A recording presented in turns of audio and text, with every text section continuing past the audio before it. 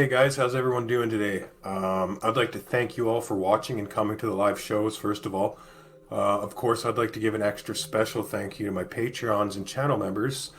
I really wouldn't have the time to put into this channel that I do without the extra couple $100 a month I get from Patreon and donations and stuff, so I just do want you guys to know how important you are to this channel and this message that I am trying to spread, so thank you guys. So talk about signs from the heavens, guys. Oh, before we begin, please don't forget to give the video a like, subscribe if you're not already, and leave a comment down below. Bus-sized asteroid to zoom by Earth, ducking below satellites. An asteroid the size of a school bus is headed our way, but NASA says the space rock will zoom safely past Earth on Thursday. The newly discovered asteroid will come within 13,000 miles of Earth, well below many of the communication satellites orbiting the planet. Scientists said this week that's extremely close. The closest approach will occur Thursday morning over the southeastern Pacific Ocean. Once it's gone, the asteroid won't be back to Earth's neighborhood until 2041. Now, scientists estimate the asteroid is between 15 and 30 feet. Now, by asteroid standards, this is considered puny, but the fact that this asteroid is coming so incredibly close to the planet is very relevant here. What's alarming is there could be as many as 100 million of these little asteroids just flying around out there. But the real threats are considerably bigger asteroids. I guess the only good thing about the larger asteroids is they're much easier to spot and from further away, so I guess there's more time to come up with a plan. Asteroid 2020 SW, as it is known, was discovered last Friday by the Catalina Sky Survey at the University of Arizona in Tucson. British astrophysicists claim mini ice age is accelerating. New Mandar minimum has begun. We are plunging now into a deep mini ice age, says British astrophysicist Piers Coburn, and there's no way out. For the next 20 years, it's going to get colder and colder, on average, says Coburn, who holds a BSc in physics and an MSc in astrophysics. The jet stream will be wilder. There will be more wild temperature changes, more hail events, more earthquakes, more extreme volcano events. Sound familiar? More snow in winters, lousy summers, late springs, short autumns, and more crop failures. I think someone predicted this a couple thousand years ago, hey guys? The fact is, the sun rules the sea temperature, and the sea temperature rules the climate, explains Coburn. He goes on to say what we have happening now is the start of a mini ice age. It began around 2013. It's a slow start, and now the rate of moving into the mini ice age is accelerating. Marine core samples show a sustained, far-flung pulse of sea ice near the Norse colonies of Greenland, an event which coincided with their demise in the 15th century. A cooling climate is thought to have pushed hard on their resilience.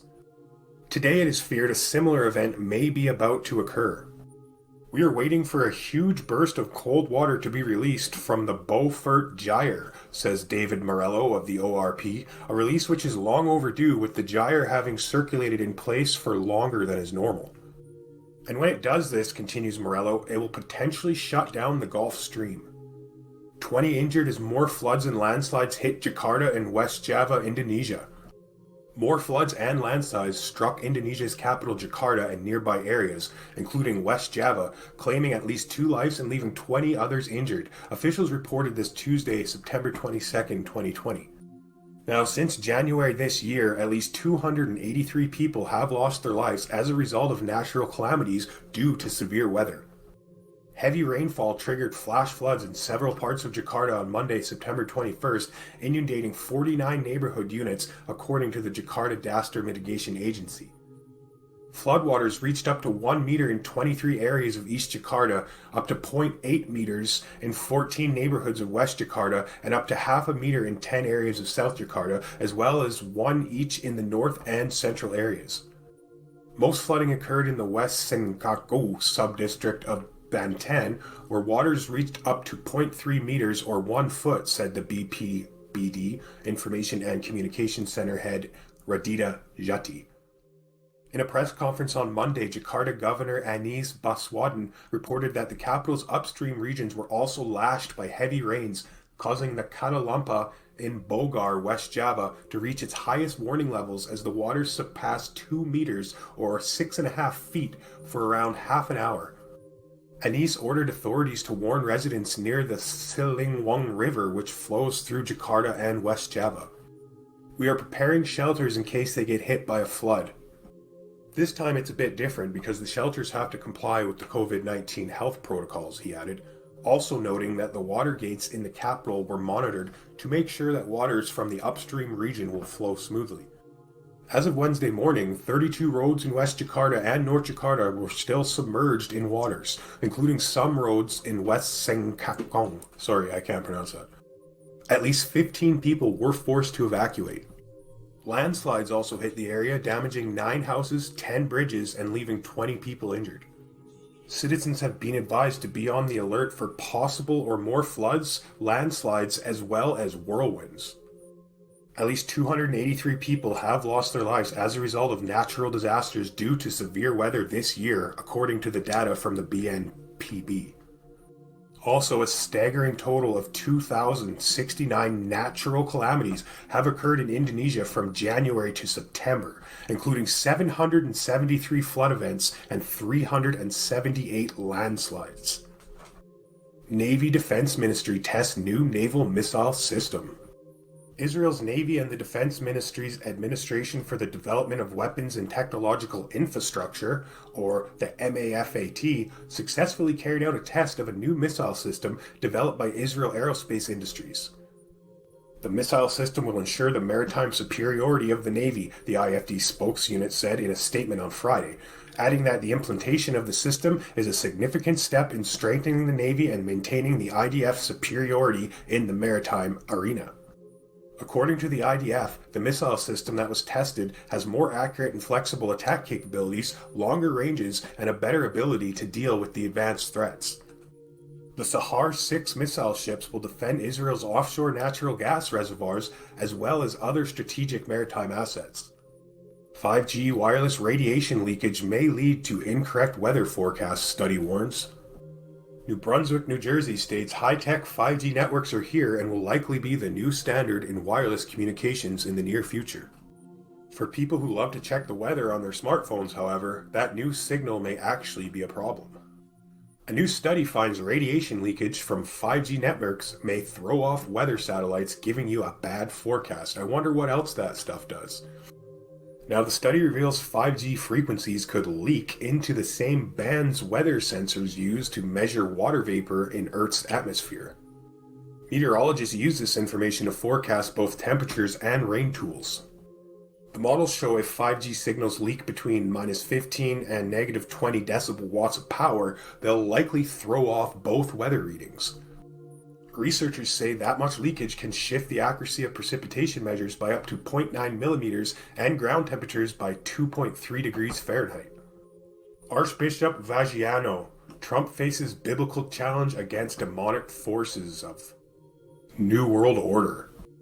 Archbishop Carlo Maria Vagiano said the 2020 presidential election presents Americans with a biblical challenge against the demonic forces of the deep state against the New World Order.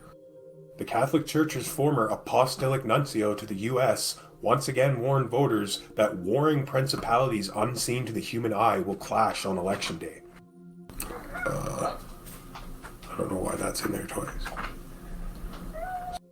The Archbishop previously framed the political landscape to a battle between the children of light and the children of darkness in June. Presidential elections in November represent an epochal challenge, a biblical challenge, the outcome of which will be decisive not only for the United States of America, but for the whole world, he wrote in a letter offered but not read to Wednesday's National Catholic Prayer Breakfast. Floods hit Sudan, facing unprecedented challenges, UN warns. Over 800,000 have been affected and more than 120 people have lost their lives in the worst floods in Sudan's history. Humanitarian workers in disaster-hit Sudan are in danger of running out of funds to continue operations. The United Nations has said, warning that heavy rain and flooding were continuing to pose unprecedented challenges for thousands of vulnerable families across the country. Flooding and landslides triggered by torrential downpours have affected nearly 830,000 people, destroyed hundreds of thousands of homes, and damaged large tracts of farmland just before harvest, the UN Office for the Coordination of Humanitarian Affairs in Sudan said on Thursday. Now, earlier this month, Sudan declared a 3-month state of emergency over the catastrophic floods, which began in mid-July and marked the worst flooding in the country's history. At least 124 people have lost their lives since floodwaters swept through the country, and 54 have been injured, according to the Sudanese Civil Defense Force. Of the nearly 830,000 people affected, sadly more than half were minors. Creek Fire becomes largest single blaze in California, spawning 2 rare fire tornadoes. The hills are literally burning, guys, as the Creek Fire in California has become the state's largest single blaze record, scorching up to 118,000 hectares, or 292,000 acres of land as of Thursday, September 24th, 2020, and is only 34% contained. The blazes spawned 2 rare tornadoes rated EF1 and EF2 a day after the fire started earlier this month, the National Weather Service confirmed. The blaze started on September 4th near Mammoth Pool, Shaver Lake, Big Creek, and Huntington Lake. In just a span of 2.5 weeks, the flame exploded to 292,000 acres, left over 1,000 structures damaged or destroyed, and is posing threats to 6,800 more properties. Over 3,100 fire personnel have been deployed to combat the flame, with full containment not expected to be accomplished until October 15th. Now, as of Thursday, September 24th, guys, the Creek Fire has become the largest single blaze in the history of California, as the state is experiencing its worst fire year since the 1910 Great Fire, which ripped through more than 1.2 million hectares, or 3 million acres of land. As always, guys, thank you for watching. God bless you and your families, and we'll see you all at the next live show. Make sure you hit that subscribe button, give me a like, and you guys have a good day.